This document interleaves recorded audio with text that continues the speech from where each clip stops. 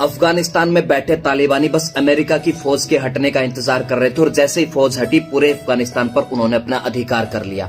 भारत के अंदर भी कुछ तालिबानी बस इसी बात का इंतजार कर रहे हैं कि जैसे ही मोदी और योगी हटे हम इनको मजा चखाएं। मैं एक बात कह देना चाहता हूं, यदि आज हमने इन दोनों को खो दिया ना तो आने वाले 50 सालों के बाद छाती पीट कर रोने के अलावा कोई दूसरा विकल्प नहीं होगा। हमारी पीढ़ियां, हमारी नस्लें हमको कोसेंगी कि हमने सिर्फ निजी हितों की पूर्ति के लिए इन दोनों का साथ नहीं दिया। मैं इन दोनों के साथ इसलिए खड़ा हूं क्योंकि निष्काम भाव से, निस्वार्थ भाव से इस देश के लिए काम कर रहे हैं, धर्म के साथ खड़े हैं, भारत को उसका खोया हुआ गौरव, खोया हुआ वैभव लौटाने के लिए काम कर रहे हैं। ये कोई वंशवाद को लेकर काम नहीं कर रहे, ना ही कोई अपने बच्चों के नाम एफडीआई कराई है, ना ही कोई रेस्टोरेंट खोले हैं, ना कोई इत्तर की फैक्ट्रियां लगाई हैं कि जैसे ही सत्ता से हटेंगे अपने ऐसो आराम करेंगे, मजे से रहेंगे।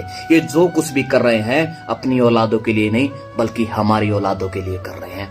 अरे दुनिया के सबसे बड़े लोकतंत्र के प्रधानमंत्री की मां अगर 10 बाई 10 के कमरे में रहते हो और अगर आप फिर भी उनके ऊपर लांछन लगाते, उनको गालियां देते हो तो शर्म आनी चाहिए आपको। अरे आपको तो चरण धोकर पीने चाहिए ऐसे इंसान के। और आज की वर्तमान स्थिति तो मेरे भाई ये कहती है कि हमें एकजुट होकर आंख बंद करके इन दोनों का साथ देना चाहिए और एक प्रतिज्ञा लेनी चाहिए कि जो मेरे धर्म के साथ खड़ा है, मेरे देश के साथ खड़ा है, मेरे रामकृष्ण के साथ खड़ा है, मेरी गाय माता के साथ खड़ा है, उसका हमें साथ देना ही देना है।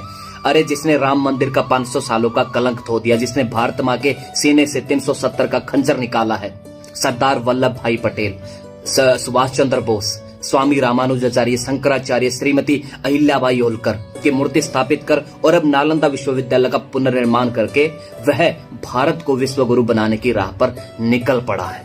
और फिर भी अगर आप उनका विरोध करते हो तो मेरे भाई बदकिस्मती है हम सबकी है।